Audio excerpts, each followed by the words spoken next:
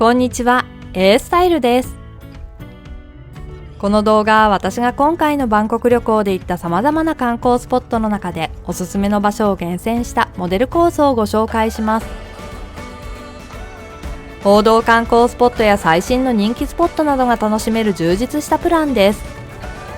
また、バンコクに2泊するプランなので3連休や週末を利用しても楽しめると思います。ぜひ皆さんの旅行の参考にしていただけたらと思います。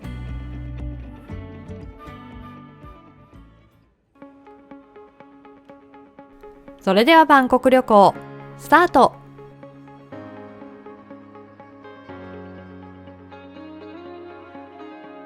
午後6時、バンコク行きの飛行機に乗ります。バンコクの空港には夜到着。市内のホテルに着くのは深夜になるので、次の日の観光を考え、機内で十分に睡眠をとります。午後11時、バンコクスワンナプーム国際空港に到着しました。東南アジアで利用できる配車サービス、グラブを利用してホテルに向かいます。タイはタクシーも比較的安い値段なので、グラブとタクシーどちらを利用しても大丈夫だと思います。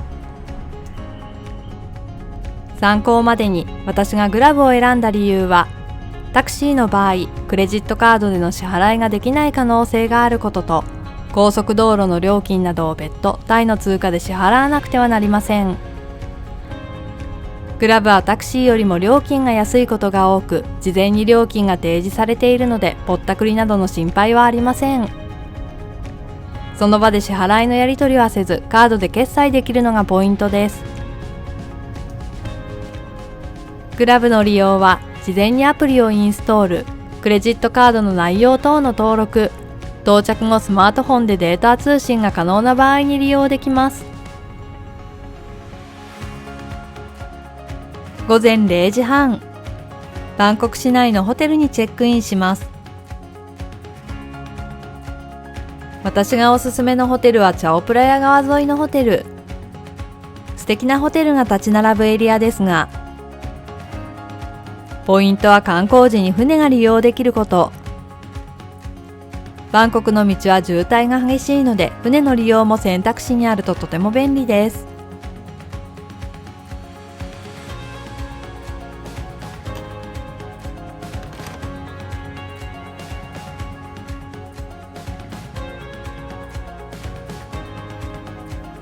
午前9時、ホテルのリバーサイドテラスで朝食を食べます。朝はホテルでゆっくりして昼から観光スタートです。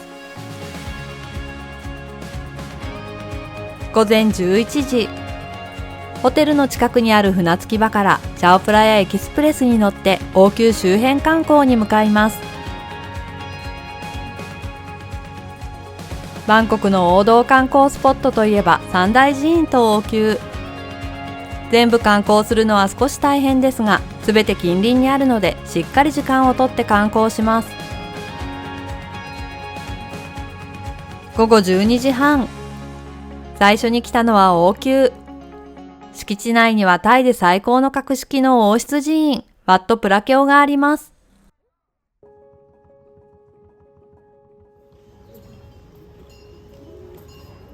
タイ王室ゆかりの寺院はとても華やか。シャラシャラと聞こえてくる音色も雰囲気があります。午後2時、王宮の隣にあるワットポーでは、黄金の巨大な釈迦仏が横たわっている姿を見ることができます。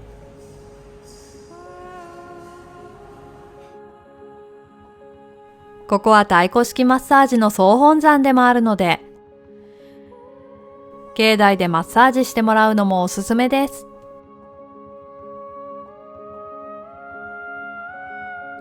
午後4時、マッサージで癒された後はお腹も空いてきます。王宮周辺エリアのカフェやレストランで休憩します。チャオプラヤ川沿いのレストランは対岸に三大寺院の一つ、ワットアルンの美しい全景を見ながら食事を楽しめるのでおすすめです。午後5時15分、船でチャオプラヤ川を渡り、対岸にあるワットアルーに行きます。対岸のレストランから見る全景も良いのですが、近くで見ても美しいので川を渡ってみる価値ありです。大きな塔は途中まで登ることができるので、上から景色を眺めるのもおすすめです。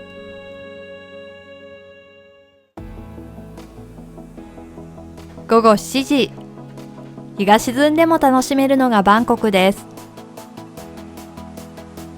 アジアティークは大人気のナイトマーケット。ショッピングやリバーフロントで夜景を眺めながらの食事も楽しめます。無料のシャトルボートでナイトクルージング気分も楽しめるので、合わせて楽しむのがおすすめです。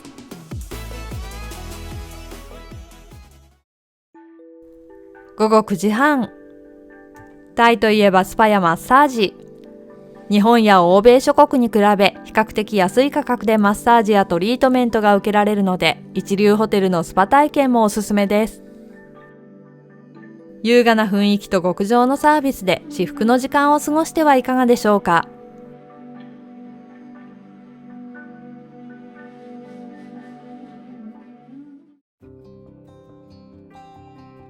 午前7時、バンコク最終日はタイの最新の人気スポットに行きます。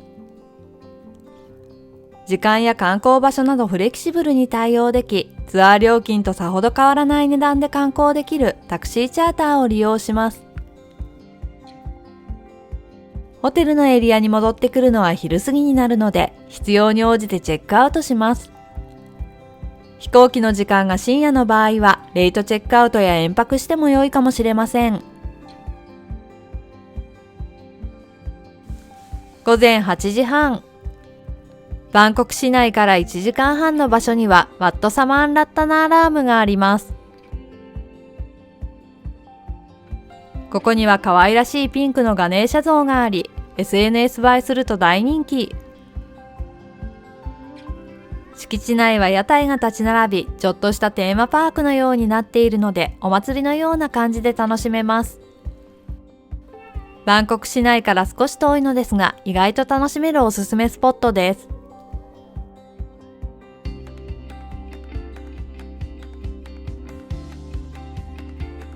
午前11時半、バンコク中心部北部にある大規模マーケット、チャトチャックウィークエンドマーケットに来ました。一度入ったら同じ店には戻れないと言われているほど巨大なマーケットで、お手軽価格の雑貨やファッションアイテムまで多くのものが揃っています。タイの庶民的なマーケットの雰囲気を感じるだけでも楽しいと思います。一度覗いてみてはいかがでしょうか。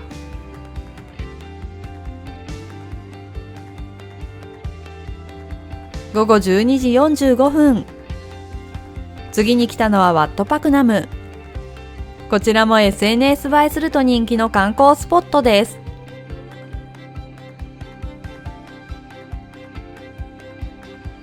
緑色に輝く宇宙のような天井がとてもフォトジェニック。あまりの美しさに見入ってしまいます。隣の本堂にある巨大な仏像もインパクトがあります。タイらしい神秘的な空間を楽しめるのでおすすめです。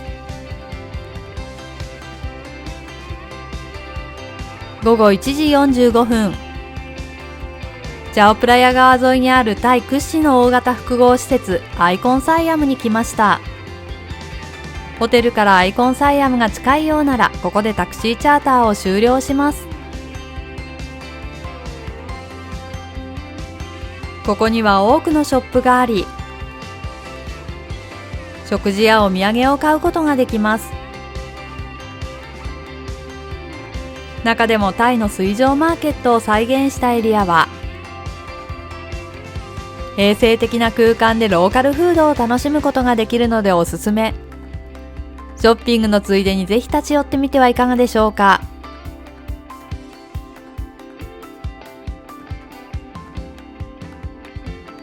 午後4時。マッサージ店に来ました。バンコク市内には格安マッサージ店から雰囲気ある一軒家スパまで数多くのお店があります。施設によってオイルマッサージやトリートメントを受けるときにシャワーの利用もできるため、飛行機に乗る前にさっぱりすることもできます。帰国後、仕事や家事、勉強などを頑張れるよう心身を整えるのにおすすめです。